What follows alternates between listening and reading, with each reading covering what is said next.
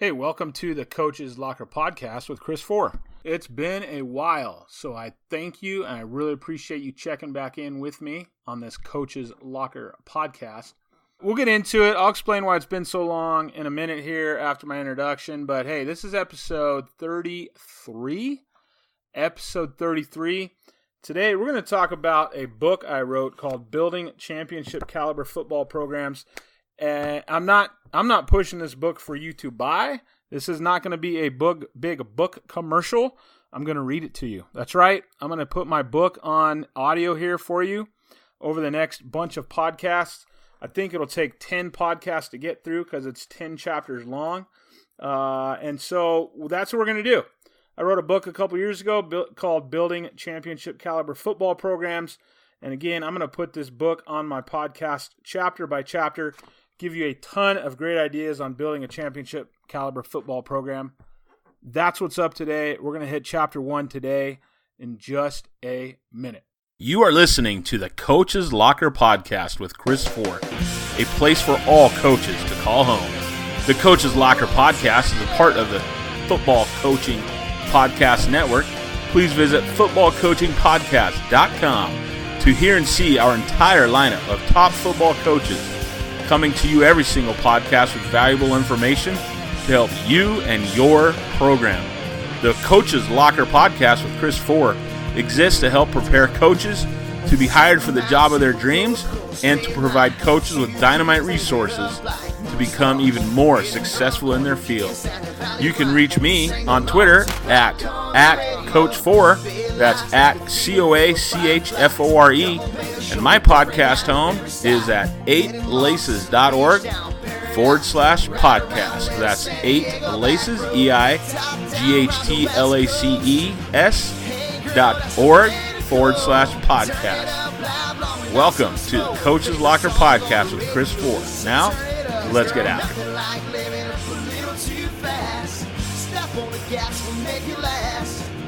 Hands up, forget about the past, 'cause you and I's everything I ever asked for. Top down round the West Coast. Yeah, so it's been a while. I don't know how long. It's been probably 2, maybe 3 months since I've had a podcast come out. And I'll be honest with you, I'm busy. A lot of us are. You are. Everybody is. But, this year was no joke. I'm on summer now. I'm recording this here Sunday, July 7th, but I'm on a summer break as an assistant principal. And it was a great year, my first year as an assistant principal at a public school. And it was a great year, man. I love my job, love my job, love where I work, love principal I work for, the staff, the students, great community. But, man, it takes a lot of time, way more time than teaching, obviously. Way more time than a lot of different jobs I've had over the years. And so, with that job, with my consulting business and the resume season that goes for Bull from, November into March, and then my family, obviously, just everything that's out there that I'm involved in, president of the California Coaches Association. That's been a big push for me this year. We increased our membership by 20%, increased our sponsorship, went up like 100% in our dollars in. So I've had to kind of put some things on the back burner, and the podcast is one of them. Just to be very honest, that's where I'm at. So, but this summer I hope to record a bunch of them. And I had a thought. I wrote a book. Let me give you a little background on this book. 2011, I was out of a job. Lost my job. I was at a private school. And we had fallen to 8-man football because of our numbers, which sucked. 2008, the financial crisis hit. Lost a lot of kids at our school. We went from about 240 kids down to 170 over the 5 years I was there, and that was brutal. Along with that, obviously, you're going to lose athletes. We lost quite a few football players as well, and I just was not at a big, important football school. Obviously, we had 200 kids there most of the time, and I was a lot of very, very good football in South Orange County around me. So if you were a football player, you were not coming to my school. That's just the long and short of it. And anyway, brand new superintendent was hired my 5th year. I was let go, told I wasn't going to be renewed. My contract renewed. I was told that in March. he kept me on to train the new football coach as an athletic director. So it wasn't like I did anything bad or negative to have to resign. Just he wanted to go another direction with football. So, and you know what? I understood it. Hey, if you can find some guy to come in here and turn things around, and all the more power to you, etc. Hired a great guy from the Division I level. He went from NCAA Division I offensive coordinator to tiny private school down in South Orange County, and then went back to college football after a few years.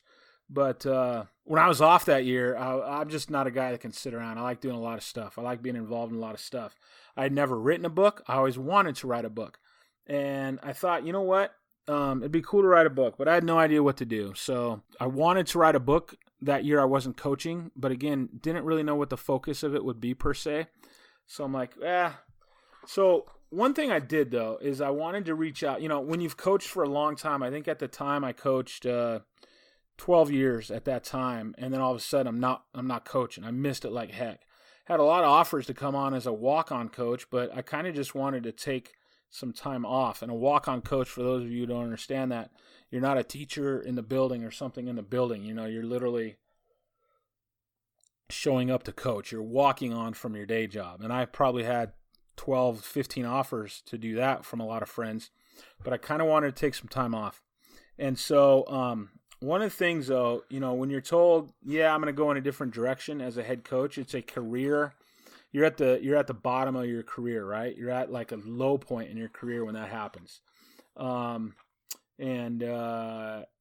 So what I did was I started reaching out to coaches who had won state championships. And again, this was 8 years ago. But what you're going to realize as I read through this book for you, I'm putting my book on my podcast, basically one chapter a week. I think it's going to be very beneficial for coaches. But it might not. I don't know. That kind of sounded a little arrogant. This is going to be very beneficial. And I'm not saying this is some tremendous, one of the things about this book that's different. It was published by Coach's Choice. So this is the first book I ever had published. Dr. Peterson with Coach's Choice. It's the premier publisher for sports books, coaching books in this space, as they call it. I hate that phrase. But it was an honor to have Dr. Peterson publish my book. He's the one who published the famous, probably the most famous book in football history, Bill Walsh's book, Find the Winning Edge. So anyway, Dr. Peterson published my book, and every time I see him, I run into him at a clinic or we talk on the phone. It's like, man, this was such an amazing book. Nobody's ever written anything like it. Now, that's coming from a guy who's published some of the best books on football. Nobody's ever dived into something like you did, and it just didn't sell very well.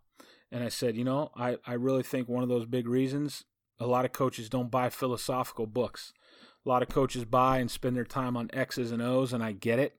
I've been just the opposite. I met Dr. Peterson in 2003 when I was a first-year head coach, and I asked him, hey, I want your top 3 books on building a program, philosophy type of books on program management. I don't care about the X's and O's. I got my X's and O's. I know what those are going to be about. And sure, I read X and O books. I perfected what we did in the wing T area and special teams areas, picked up some drills, etc. But I've always been more of a guy to read philosophy. For instance, I love nonfiction historical books. Just finished a book by Bill O'Reilly called Killing Lincoln. It's, 300 pages, a great book about the end of the Civil War and then the plot to kill Abraham Lincoln. Just a page turner. I started his next book today, Killing Kennedy, about the death and times of John F. Kennedy. I'm really looking forward to diving into that book. But I'm usually reading 2 or 3 books at a time. Another one that I'm reading right now is one a lot of you have already read, Mike Leach's Swing Your Sword. And then I'm also reading a book about discipline that's been assigned by my district administration for this summer. So I got those 3 books going on right now. Like I said, I'm usually reading 2 or 3 books at a time. But anyway, this book that I wrote, what I did, I didn't even plan to write a book when I first started this project. I emailed 10 state champion coaches, and I asked each of those 10 state champion coaches, I asked them 3 things. The 3 questions I asked them: what did you do differently this year from the other programs in your league, your section, your state that enabled your success as a state champion? That was one question. The second question I asked them: what piece of advice would you give to a head coach who wants to win a state championship? And then 3, what do you consider the most important aspect of your championship team this year? How did you develop that in your program? So I just wanted to become a better coach. So I started reaching out to these guys. I sent out 10 emails, started here in my own state. It was a painstaking process because head coach emails are very hard to find. But at the end of my process, which took about 4 or 5 months, I emailed every state champion in America. Now, some of those coaches I was not able to track down, so I would email their principal or their AD. After I emailed those first 10, and 6 of them got back to me like within 2 or 3 days, Harry Welch, right here in California, who I'm good friends with, he was the first guy to get back to me. I sent out those 10. It makes sense that a friend would be one of the first guys to get back to you, but I think that would shock a lot of people. Harry has a lot of detractors. But anyhow, I said, man, this stuff, these responses are gold. Emailed another 10. I basically started on the western part of the United States. So I think my first 10 went out to California, Oregon, Washington. Then I started hitting Nevada, Arizona, etc. And I started getting back this feedback. And then I started just putting it on Twitter. I had just joined Twitter that year as well, 2011. And so about the spring of 2012, when I started getting all this feedback, I started putting it on Twitter. Stuff was really popular. A lot of retweets on some of that stuff. And again, it wasn't my content. And that's what a lot of this book, it's not my content. If you know me here in Southern California, you know I'm nothing special. I've had a subpar football coaching career at best, outside of special teams. My special teams have been done very, very well. But as a head coach, I spent 8 years coaching. I've got I don't even know what my overall record is. It's probably right around 500, maybe a couple games over. Won a few league championships, but never won a state championship myself. Never even won a CIF championship myself outside of being an assistant on a team. So, so this isn't a lot of my information. It's some of my insight, some of my feedback on being a head coach, okay? But it's a whole lot of the best coaches in the nation. And so that's what I did. That's how I put this thing together. And then what I did, I started getting all this feedback, right? And I ended up hearing from over a third of the coaches who won state championships that year, which I thought was impressive. And I started categorizing all of their answers. I started categorizing it. And then what I did was I developed the top 10 characteristics of building state championship caliber football programs. And then I called it, little subheading, Inside the Locker Rooms and Minds of State Champion Head Football Coaches.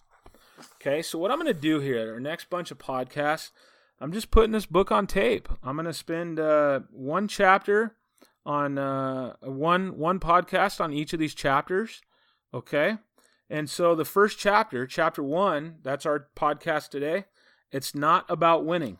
Oxymoron of the highest sort. And here's what I meant by that. You know what an oxymoron is, right? An oxymoron is something that just doesn't make sense.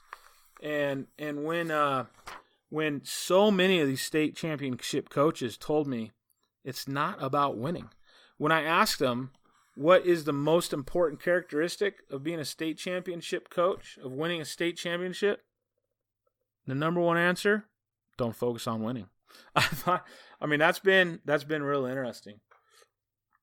So here we go. I'm just going to read this to you. It's going to be weird. It's going to be different. I've never done this, but put a book on tape like this. But here we go. Former NFL head coach Chuck Noll said, "A life of frustration is inevitable for any coach whose main enjoyment is winning." Isn't that true? It is interesting to have a chapter in a book about building a championship caliber football program that is entitled, "It's Not About Winning." It is like reading a book about riding a bike telling you it's not about pedaling. However, one of the most common statements I received back from the 2011 state championship head coaches is, quote, "It's not about winning," end quote. Coach after coach made statements to me like, if you want to win a state championship, do not think about winning a state championship. Or do not focus on winning. Or winning is simply an afterthought. At first, it was hard for me to decipher if these coaches really meant this or if it was just easy for them to say since they had won a state championship. Many of the coaches surveyed have won multiple state championships and have career-winning percentages that are heavily lopsided toward the winning side. Isn't it easy for a winning coach, a state championship coach, to say, don't worry about winning? How many 0-10 coaches say, do not worry about winning? But when you read through all the research, they really mean this. Winning can't be one of the sole focuses of your program and your purpose as a coach. If it is and you do not win, you will have a very, very long season. Trust me, I know. In 2008, I had my first, and I hope to God, my last winless season. We went 0-10. It was horrible. It was a perfect storm of aggressive scheduling in the fall of 2006, my first year at that school, combined with an enrollment that was dwindling as a function of the U.S. financial collapse. I went from having 30 kids in the program to about 18 in just 2 years. Our numbers in the football program matched the numbers percentage-wise of kids we lost in the school. It's tough to build a winning football program with this few varsity football players. And I've always loved scheduling up on the competition food chain. 8 teams we lost to that year made the CIF playoffs, and a few played for the championship. One was a state champion in California, who also happened to be the champion of our very own league. Our schedule was brutal. Suffice to say, each week got more and more frustrating. As the losses mounted, we pressed. I pressed for a win. I totally lost focus that year. It wasn't about the technique, the play calling, the preparation. It was all about getting a win, getting the proverbial monkey off our back. I'm embarrassed to say I failed my team, my coaching staff, and my school that year as I put winning ahead of everything else. I lost focus on my purpose as a coach and why I got into this business to start with. Your purpose as a coach. The advice I would give a coach is not to be coaching football to become a champion. Your job as a coach is to teach your athletes how to become better people in society. If you are coaching to win, you are not in it for the right reasons. That's from Mike Rowe, Rocori High School, Minnesota. Do not coach just to win a state championship. Coach for the right reasons, such as loving the game, being a part of a team, being a positive influence on young people, using the platform of football to affect the community. I've won 5 state championships, and I can tell you it can feel very empty if that is all you are coaching for. That's from Tim Goodwin, Marion Local High School of Ohio. Remember, when I give you these names and these schools and these states, this is from 8 years ago. So I think the research is still good 8 years later. I know it's still good. The principles in this book will last forever on how to build a championship caliber football program. But these coaches probably have changed schools since then. It is time to dig deep, a gut check, halftime in your coaching career, so to speak. You know that time when you go into the locker room to circle up with your coaches, to look back on the first half of the game in order to evaluate what has happened? This moment is that time for you. Why do you coach? For what reasons are you in this profession? I know it's not about the money. Have you ever made a list of why you coach? Have you ever written a mission statement for yourself as a coach to help guide you? I love what Coach Rose says at the beginning of this section about coaching for the wrong reasons. Is there any type of wrong motivation for you personally? That year I referred to, when I was 0-10, I failed to remember the reasons I started coaching. All that became important to me that season was winning a stinking game. I lost sight of what Coach Rowe refers to as why we coach, to teach our kids to become better people in society. I had ample opportunities that season to teach my players. Unfortunately, I taught them the wrong things that winless season. Like Coach Goodwin says, if your focus is not right, your coaching will feel very empty. At the end of that season, I did feel empty. It felt like a wasted season as I evaluated my purpose that year. Most of you probably got into this profession because of the reasons I did. You love football. You love working with teenagers. You love teaching. You had a great high school football experience with great coaches who you admired. So at a young age, probably during high school or right afterwards, you made a decision. You wanted to get into coaching one day because you wanted to be like those men who devoted so much of their time to shaping you as a person.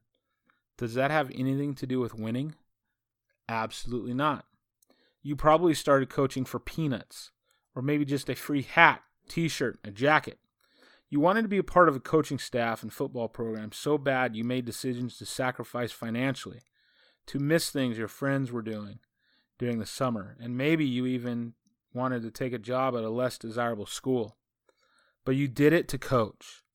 Do not lose sight of that. Remember, the reasons you wanted to coach probably do not have much at all to do with winning. These state championship coaches testify to the fact that if you grind and grind out just to win, you will be empty if that doesn't happen, and you will be empty if it does happen. Before you put this book down today, or before you are done listening to this audio today, I want you to write out a few of your purposes for coaching. This step will help guide you. Why do you coach? Why do you truly coach? The timeout section at the end of this chapter, or at the end of this podcast, will help you with this exercise and will help you have a laser focus about your purpose as a coach. My personal list was as follows. Why I coach. A burning passion to do so. I enjoy working with people, specifically teenagers. I love the game of football. To embrace the challenge. Number 5, to use my gifts and talents of leadership and administration. What motivates you? Now that you've thought through why you coach, I want you to take a look at what motivates you to coach. Obviously, that has a lot to do with why you coach, but do not get the two confused. I love my wife because she is an amazing person and I've made a commitment to love her. Those are 2 reasons why I love her. What motivates me to love her is different. What motivates me to love her is a daily relationship that goes 2 ways. I am motivated to love her by what she does for our family, by what she does for me, by how I see her react to my love. It is different. What motivates you to coach? Just like my motivation for loving my wife will change on a day-to-day and year-to-year basis, I strongly believe that our motivation to coach will change from year to year if we aren't focused solely on the winning aspect. The reason this motivation will change is because our surroundings and our team culture changes every year. Mike Boyd from Nouvelle Catholic Central High School in Michigan said, not to focus on winning a state championship. If it's meant to be, it will happen. Focus on developing your student athletes in all areas to prepare them to be successful in life. Coach Boyd says we need to be coaching and to teaching to help prepare our kids to be successful in life. Successful is going to look different from community to community.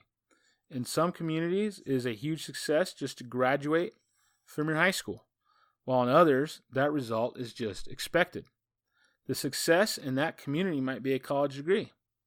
In a Christian community, the success of your kids will be determined by how close to Christ they have become as a result of being in your program. This drive should be what motivates you. Greg McClendon from Midland, Texas Christian High School says, if your goal is to win a state championship, change your goal. If your passion is to build young men of character, faith, and a strong work ethic, build men who will be great fathers, husbands, and sons, build relationships that change lives. The state championships become the outcome of building what really matters. Putting first things first, placing Christ as the most important thing in your program. The closeness of the players and coaches. The seniors had a lot to do with that. They made it about the whole team. There was no selfishness on this team. Maybe the biggest reason was, at Midland Christian, we have won 5 state championships since 2000. But we were 4 years from our last one. The drought was hard, and it helped the group to develop an attitude of, whatever you say, coach, we will do. You have 4 rings, we have none. No questions asked, we will do whatever you say. Kirk Friedrich from Union High School in Oklahoma says, we believe that you develop the whole athlete with the mindset of becoming a champion in every area of life. We ask our players to live like a champion. We believe you become a champion first, and then you win championships. Winning a championship doesn't make you a champion in our eyes. Doing things right all the time will make it habit forming. It is easy to do it right one game night or on game night if you are in the habit of doing it all the time. Your practice, effort, academics, citizenship, character, community service, etc. For Coach Frederick, the motivation for him is getting his kids in the habit of doing the right thing all the time. This motivation will serve his coaching staff well in an 0-10 season or a 10-0 season. This motivation should serve as a roadmap for his staff. His staff should come back to this motivation throughout the course of the year. I coached against a man named Noel Johnson for several years, and then recruited him to come on my staff when he semi-retired from the game. He is a great person with a great Christian ethic, and since I was at a Christian school at the time, I wanted him to coordinate my defense. He was excellent at continually reminding our coaching staff of our motivation. That was during a year when we did not lose a league game. He would constantly bring up we were doing great things besides just winning. That was good for me to see and to hear, and it was wonderful for some of our younger coaches on our staff to see. Our purpose was not just to win a league championship, but to teach kids about Christian character. Coach Johnson looked past our immediate success because he was motivated by teaching values and ethics to his players. Frederick Bouchard of Staley High School in Missouri said, "It rarely has to do with what we did this year, but rather what habits did we establish 3 to 4 years ago when these current seniors were in their freshman and sophomore years. That paid huge dividends this season. Truthfully, I'm not sure what other folks do, but we have a system and structure in place that allows us to help our athletes grow as people, students and athletes. We purposefully teach a character curriculum, and we think that our part of our success is the character development we do with our players throughout the year. We work awfully hard in the weight room, on the practice field, and in the film room too. Enjoy the process. Be yourself. Do not focus on winning a state championship. Focus on daily excellence." That's from Harry Welch of Santa Margarita Catholic High School here in California. As a side note, well, I'm going to get to that actually. Coach Welch is a record setter in California. He has won 3 state championships with 3 different schools in 3 different divisions, and he did all of this in just 6 years. California started crowning state championships in 2006 after a long hiatus with not having an official process. He won a Division I state championship when they had just 3 divisions with Canyon High School when they knocked off perennial power Concord de La Salle in 2006. Then, after more than 2 decades at Canyon, he went to a little school of 400 kids in San Juan Capistrano called St. Margaret's. He won 42 games in a row with them and won a small school state championship in 2008. Then he went to Santa Margarita High School in 2011 and won a state championship there in the second largest division. At that time, they had 4 divisions here in California. He has won a total of 9 CI section championships, 5 with Canyon, 3 with St. Margaret's, and 1 with Santa Margarita. So I've gotten to know this California legend since we competed against each other in the Academy League while he was at St. Margaret's. What I appreciated the most about Coach Welch is that he truly appreciates the daily preparation of his troops more than any coach I know. For him, it really is about making his team better every single day. As he says, be yourself. His teams play with more discipline than any team I have ever seen at any level of football. Most coaches who have competed against him will agree with me on this. I've asked Coach Welch over several lunch conversations about how he gets his kids to win, and he always reminds me it's not about winning. It's about the process, the road you are on toward Friday night. He truly enjoys that process. It is what motivates him and why he coaches. He says that if kids are disciplined on the field, they will be disciplined off the field, in the classroom, in their jobs, in their marriages. His focus is demanding them to become great players, is so they will become great people. The two go hand in hand. Coach Lorenzano also understands this focus on the daily preparation as your focal point and motivation. We never worry about winning championships. We only concern ourselves with 3 things. What is our attitude? What is our effort? And did we get better each week? That's from Vincent Lorenzano at Bishop Chadard High School in Indianapolis. Andy Lowry, a tremendous coach, he was at Columbine High School in Colorado when this book was written. He said, "My advice would be to coach 1 week at a time. Don't make it about a championship. When teams work to get better each and every day, championships take care of themselves. Championships are a result of bringing a group of kids together, motivating them and getting them to believe in each other and what your coaches are selling. Coaches' jobs are to teach, motivate, and try to get a group of kids to become the best team that they can be. Our coaches are great teachers and are men of faith. I believe they are great role models. Their walk of faith keeps life in perspective. God has blessed us. I'll have another team next year." I will never forget my freshman football coach at Fallbrook High School, Scott Carpenter, saying this time after time. He usually said it out of frustration when we weren't doing our best. He was indicating that we were wasting his time on the field by our lack of effort and attention to detail to get better at that practice. I would get offended at this statement. It ticked me off. Hey, I thought, this is this year. Who cares about next year, coach? Now I understand why he would say it. He would say, I'll have another 20 freshman football teams. You only have 1. He was sending us a message to make the most out of our frost year of football. Don't take it for granted. He wasn't writing us off. He was motivating us in a certain way. Looking at this statement through a different lens, though, as a coach, you won't ever have this team again. You will never have this group of boys to motivate, teach, encourage, inspire, etc. We need to make the most out of every opportunity with the team we have in teaching them about character and life lessons. Remember, it is not about winning. It is about more than that. You will only have this team one time. You will have another team next year. Do not blow it by putting winning as your main priority. It is not worth it. Now, at the end of each chapter, I have what's called a timeout period. And this timeout is for you to reflect. I really encourage you during this timeout period to grab a piece of paper, a notebook, maybe your phone, to answer these questions at each of my timeout periods. So timeout, I got 5 questions for you today. Timeout question number 1, how and why did you start coaching? How and why did you start coaching? Now you can press pause and write on that a little bit if you'd like.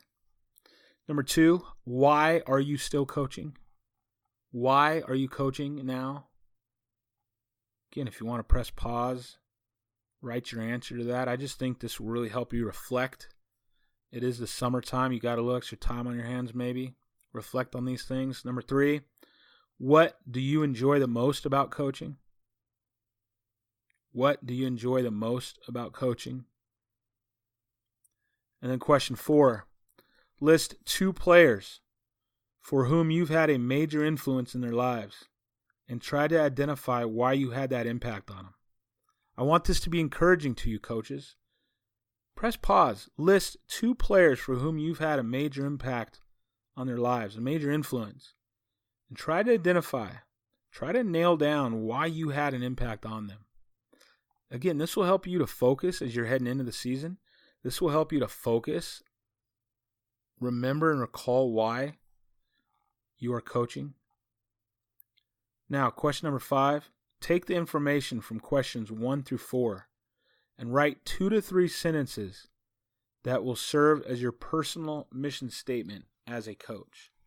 Again, take the information from questions 1 through 4 and write just 2 to 3 sentences that will serve as your personal mission statement as a coach.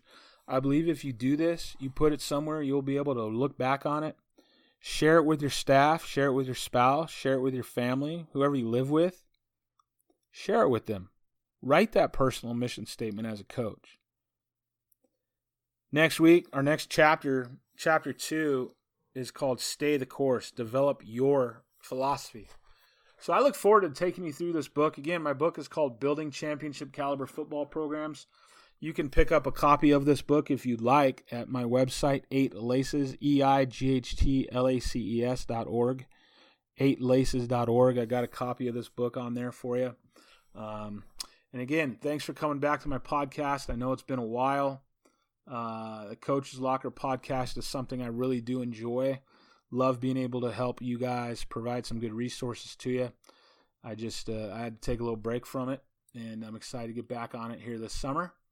And again, my podcast home is at 8laces.org, EIGHTLACES.org/podcast. That's 8laces, EIGHTLACES.org/podcast. That's where you can find all my past podcast notes.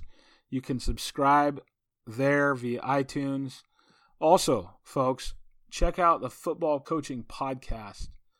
Football Coaching Podcast Network. You can find that at footballcoachingpodcast.com. Joe Daniel is on there with the Football Coaching Podcast. He also has the Joe Daniel Football Quick Clinic.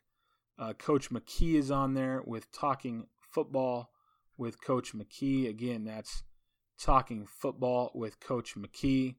You got Jason Handstatt with the Pro Style Spread Offense. And then my Coach's Locker podcast. So again, I challenge you to check out the footballcoachingpodcast.com and check out my podcast home, 8laces.org/podcast. Follow me on Twitter at Coach Fore, at COACHFORE. My email, Chris at 8laces.org. Thanks for joining, folks. Until next time.